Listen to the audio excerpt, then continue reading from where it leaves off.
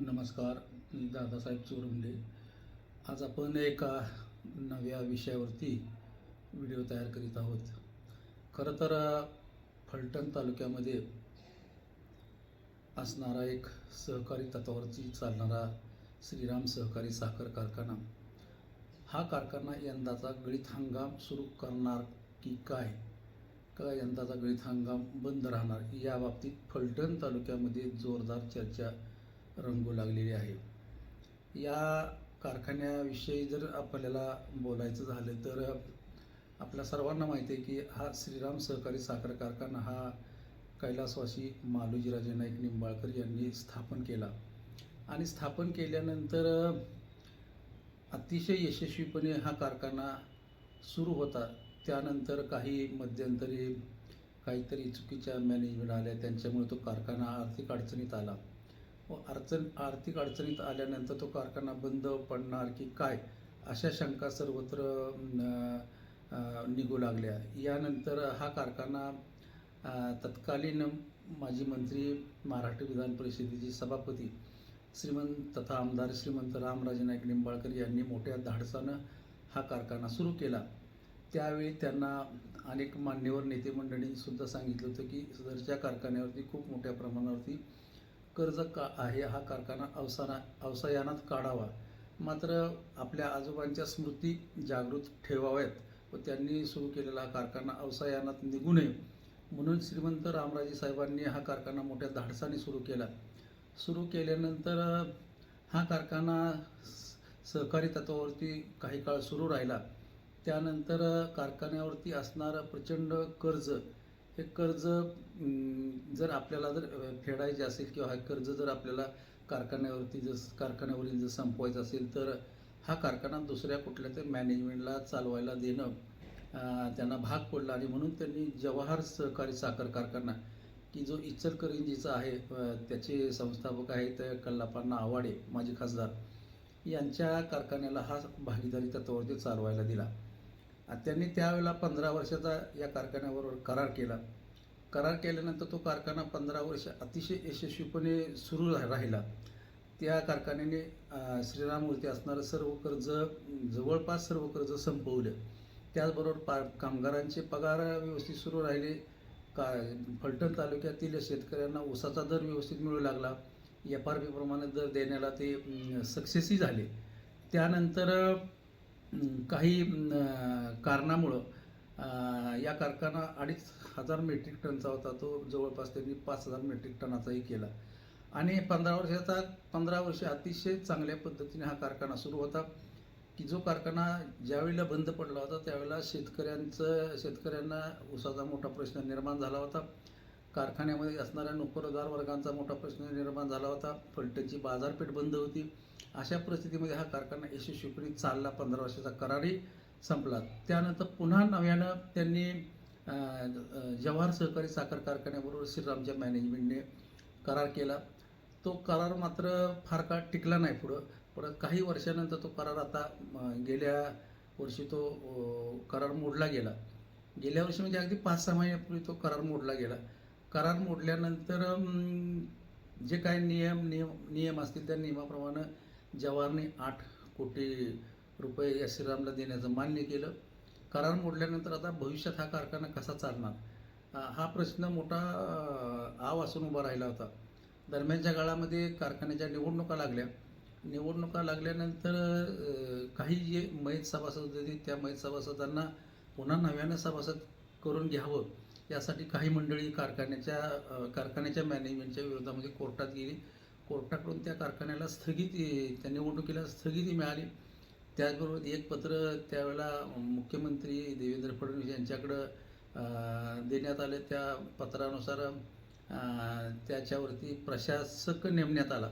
प्रशासक नेमल्यानंतर कारखान्याची जी मॅनेजमेंट होती, श्रीमंत संजीवराजे साहेब असतील किंवा कारखान्याचे चेअरमन डॉक्टर बाळासाहेब शेंडे असतील, हे त्या प्रशासकाच्या विरोधामध्ये हायकोर्टामध्ये गेले. हायकोर्टाने तो प्रशासक हटवला आणि पुन्हा हायकोर्टाने असा नवीन आदेश दिला की हा कारखाना आत्ताचे जे संचालक मंडळ आहे त्यांनीच पुढे रन करावा, मात्र कोणताही त्यांना धोरणात्मक निर्णय घेता येणार नाही, अशी त्यांनी अट घालून दिली. त्याप्रमाणे कारखाना पुन्हा परत 4-5 महिने सुरळीत सुरू राहिला. दरम्यानच्या काळात जवाहरने करार मोडल्यामुळं आता मॅनेजमेंटच्या पुढं मोठा प्रश्न उभा राहिला. मग मॅनेजमेंटने काय केलं की वार्षिक सर्वसाधारण सभा बोलवली आणि या सर्वसाधारण सभेमध्ये सर्व सभासदांना त्या ठिकाणी पाचारण करण्यात आलं. मोठ्या संख्येने सभासदही त्या मिटिंगला हजर राहिले. हजर राहिल्यानंतर त्यांनी एक ठराव केला की सदरचा कारखाना हा आपण भाडेतत्वावर असणारा कारखाना हा जवाहरने या कारखान्याचा करार मोडलेला आहे. तर आता नव्यानं आपण करार करू पाहत आहे आणि यासाठी आपण निविदा मागवली आहे. त्यासाठी श्री दत्त इंडिया आणि शरी कारखाना या 2 कारखान्यांनी त्या निविदा दिल्या होत्या. सर्वात कमी निविदा श्री दत्त इंडियाची होती. त्यामुळे दत्त इंडियाला हा कारखाना चालवायला द्यायचा असा सर्वानुमते ठराव देखील संमत करण्यात आला. मात्र त्याच सभेमध्ये काही विरोधकांनी या ठरावावरती आक्षेप घेतला आणि त्यांनी त्याच सभेमध्ये सांगितले की असा कोणत्याही प्रकारचा ठराव तुम्हाला मंजूर करता येणार नाही. कारण का तर कोर्टाने याच्यावरती संचालक मंडळांना फक्त कोणताही निर्णय न घेण्याचे तत्वावरती संचालक मंडळ पुढं सुरू ठेवलेलं आहे. यानंतर खऱ्या अर्थानं या कारखान्यामध्ये राजकारणाचं ट्विस्ट सुरू झालं. यानंतर त्याच विरोधकांनी मुख्यमंत्री यांच्याकडे धाव घेतली. मुख्यमंत्र्याकडे धाव घेतल्यानंतर मुख्यमंत्र्यांना एक पत्र दिलं आणि त्या पत्रावरती मुख्यमंत्र्यांनी शेरा मारला की नवीन संचालक मंडळ अस्तित्वात येईपर्यंत स्थगिती देण्यात यावी. त्यामुळं या निर्णयाला स्थगिती मिळाली आणि त्यानंतर खऱ्या अर्थानं संपूर्ण तालुक्यामध्ये एकच खळबळ उडाली की आता यंदाच्या वर्षीचा हंगाम श्रीराम सुरू करणार का, अशा चर्चा सर्वत्र तालुक्यामध्ये झडू लागल्या. आणि या चर्चेतूनच श्रीराम सहकारी साखर कारखान्याच्या कामगारांनी एक तहसील कचेरीवरती मोर्चाही काढला की काही झाले तरी कारखाना हा सुरू झाला पाहिजे. कारण का तर त्यांचे पगार 2 महिन्यापासून बंद झाले होते. आज अखेर त्यांचे पगार बंद आहेत आणि जर कारखाना सुरू झाला नाही तर आम्हाला पगार मिळू शकणार नाही. आमचे प्रपंच उघड्यावरती येतील. त्याचबरोबर फलटण तालुक्यातील हजारो शेतकऱ्यांचं अतोनात नुकसान होईल. फलटण तालुक्यामध्ये खूप मोठ्या प्रमाणावरती ऊसाची लागवड आहे. हा ऊस घालायचा कुठं, मातीमोल किमतीनं हा ऊस इतर कारखान्यांना इच्छा नसताना सुद्धा घालावा लागेल, अशा आशयाच्या चर्चा तालुक्यामध्ये घडू लागल्या. आणि मग की हा कारखाना सुरू होणार की नाही यावरती कारखाना मॅनेजमेंटला प्रश्न विचारण्यात आले. तर कारखाना मॅनेजमेंटने असं सांगितलं की सदरच्या कारखान्यावरती संचालक मंडळाने घेतलेला जो निर्णय तो स्थगित ठेवण्यात यावा असं मुख्यमंत्री देवेंद्र फडणवीस यांनी शेरा मारलेला आहे. आणि हा शेरा मारल्यामुळं तुर्तास कोणताही निर्णय अद्याप सहकार विभागाने न दिल्यामुळं कारखाना सुरू कसा करायचा हाच मोठा एक प्रश्न संचालक मंडळापुढं आवासून उभा आहे. आणि हा जर कारखाना सुरू झाला नाही तर निश्चितपणे फलटण तालुक्यातील हजारो शेतकऱ्यांचं खूप मोठं नुकसान होणार आहे. त्याचबरोबर ऊस कामगारांचं म्हणजे कारखान्यामध्ये असणाऱ्या कामगारांचं सुद्धा मोठ्या प्रमाणावरती नुकसान होणार आहे. त्यांना कोणत्या प्रकारचा पगार देता येणार नाही आणि त्यांचे प्रपंच अक्षरशः उघड्यावरती येणार आहेत. आणि त्यामुळं फलटण तालुक्यामध्ये शेतकऱ्यांची एकच भावना आहे की कारखाना कुणीही सुरू करावा. यापूर्वी जरी जवाहर मॅनेजमेंट हा कारखाना पाहत होतं तरी मात्र आमच्या कामगारांचे पगार वेळेवरती होत होते. त्याचबरोबर शेतकऱ्यांना हमीभाव मिळत होता, FRP नुसार दर मिळत होता. त्यामुळं कारखाना कोण चालवते याच्याशी शेतकऱ्यांना काहीही देणं घेणं नाही. कारखाना व्यवस्थित चालतोय हेच फक्त शेतकऱ्यांचं मत आहे. आणि त्या मतानुसार आजही शेतकरी म्हणतात की या कारखान्यामध्ये कोणत्याही गटाने राजकारण न आणता हा कारखाना सुरू झाला पाहिजे, ही मात्र इच्छा शेतकऱ्यांची 100% आहे.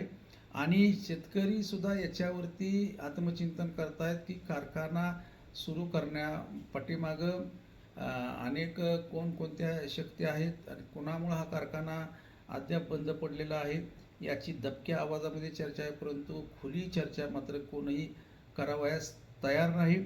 मात्र एवढी त्यांची भावना आहे की कारखाना सुरू झाला पाहिजे. आणि आत्ताचं जे संचालक मंडळ आहे ते संचालक मंडळ तर असं म्हणत आहे की पटकन या कारखान्याच्या निवडणुका घ्याव्यात. निवडणुका घेतल्या तर फलटण तालुक्यातील शेतकरी ठरवेल की हा कारखाना कोणाच्या ताब्यात द्यायचा आणि मग ज्याच्या ताब्यात मिळेल त्यांनी हा कारखाना सुरळीतपणे सुरू राहील. मात्र कारखान्याच्या निवडणुकीवरती अद्यापही उच्च न्यायालयामध्ये असणारी स्थगिती उठवली गेली नसल्यामुळे तूर्तास कारखाना बंद राहणार की सुरू होणार हा प्रश्न मात्र खूप मोठा राजकीय चर्चेचा विषय बनू पाहत आहे. आणि याच्यामधून निश्चितपणे त्यांचं एकच मत येतं शेतकऱ्यांचं की या कारखान्यामध्ये कुणीही राजकारण न आणता कारखाना सुरू ठेवावा. हे मात्र निश्चित. तूर्तास याच ठिकाणी थांबूया. नमस्कार, धन्यवाद.